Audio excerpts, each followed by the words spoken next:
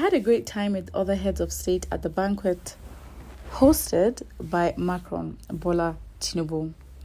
It was reported earlier that the president of Nigeria, Bola Tinubu, arrived in Paris, France on Tuesday evening, where he will be taking part in the Global Financing Summit convened by President Emmanuel Macron. It will be Tinubu's first official trip abroad since he was sworn as president on May 29, 2023. Taking to his official Twitter handle a few moments ago, President Bola Tinubu shared lovely pictures of himself and President of France, Emmanuel Macron, and his wife while he was being received at the venue of the summit in Palais Brongniart. Pardon my pronunciation. The pictures are lovely as they have since been greeted with several reactions. Well, on his official tweet, he said, "I had a great time with other heads of state and important dignitaries at the state banquet hosted by President Emmanuel Macron in Paris, France, this evening. President Macron and his wife, First Lady Brigitte Macron, were both gracious and warm, making the event a very pleasant experience." Interesting. It hasn't been up to a month he's been inaugurated as president, and he's already, traveling, enforcing policies. I guess he really wants to prove to those that didn't vote for him why he was better than any other candidate. But then again, him traveling to France is not new to him, especially as there are rumors on his health and how he goes to France for his regular treatment. But let's look at what Nigerians are saying. First, great work, my president. Wow. You enjoyed the warm reception, but when it was time to participate in the discussion for world leaders, you absconded and sent a representative.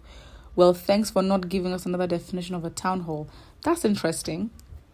Because actually, we haven't seen him say anything. We have just seen, I think, with how the media portrays, or the Nigerian media portrays this whole thing, it's more like when you see dignitaries or presidents shaking hands, laughing, hugging. It's like a perfect picture where, they're interacting, but they then leave it to us to infer and then make our own narratives of what we thought the conversation was or what we think must have been said. While showing the pictures, Bola Tinubu basically wrote, which I've already read, and Nigerians and their social media and its social media users have taken to the comment section to react. Let's also look. Obedience how market. You see the problem. I think the narrative, even after the election, the hostility still exists. And because they have driven and created some sort of competition, people see it as personal achievements when their candidates won. Because, usually with the build-up to the elections, you have people arguing, I think my candidate is better, blah, blah, blah. And now someone has to win. There can't be two presidents. And then, what has been very consistent and I've seen in a lot of comment section is references to Peter Obi's followers and, his supporters. Instead of the obedience, as they're called, the other name from their haters is obedience. And so it's like obedience, how markets, as in obedience, like, how's it going for you? Like, are you seeing what I'm seeing? And it's just like, if we have this kind of attitude towards governance and politics when we say we're ready for change, we really aren't. Because I think there's just something about us that we just love to fight each other. Like, it's just a thing. And obviously, a nation that's divided or people that's divided, they're easy to control.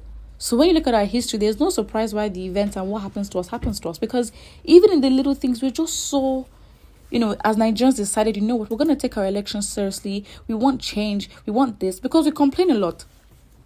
I mean, at least this time we went out to vote, which is unheard of with the numbers and, literally, about how many million Nigerians voted?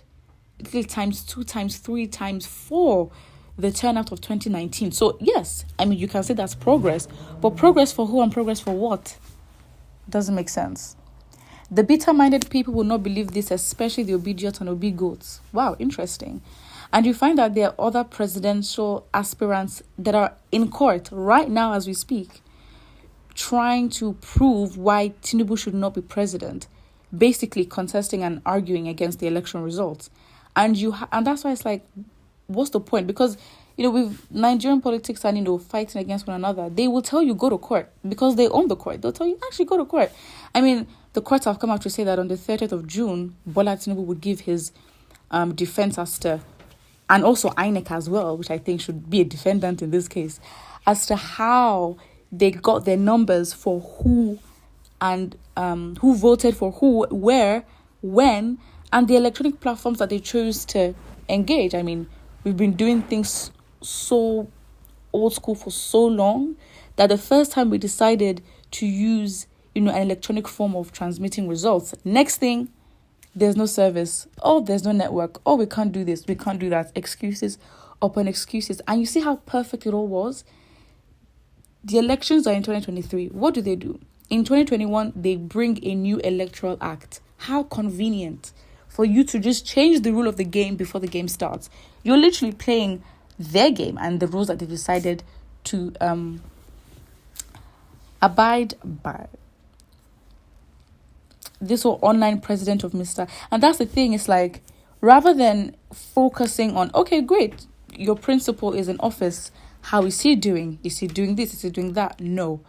You're using this as an excuse or as a platform to then bash, curse, and do whatever to your opponents.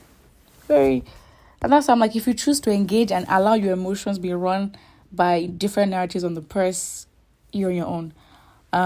Because it would be you, your emotions, and your tears by yourself.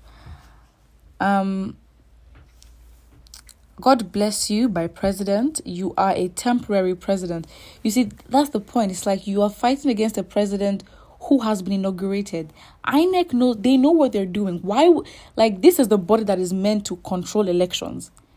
So if there's a case, or if there's several evidence, because there is actually evidence of a lot of polling units being unable to register votes, then how did they come to the conclusion that this man won the elections? And now INEC has come out to say that the paperwork, the results that we're asking for, is nowhere to be found. So if it's nowhere to be found, how can they account for the fact that this person won? You see? So it's like, these people know how, they just want to play with your heads. And because we've lived in such a society of impunity, no one faces the consequences for what they do, it gives them the courage and the confidence to keep going, to literally play Nigerians and literally do the worst in front of our faces, because they know the people will not do anything about it. It's actually quite ironic that we call the governments and those in power, foolish, unwise, who don't know how to plan. They just don't know what they're doing, when they've studied their people and their citizens so well, and they know how to lead them. Interesting. Put what you think in the comment section below, and don't forget to like and subscribe.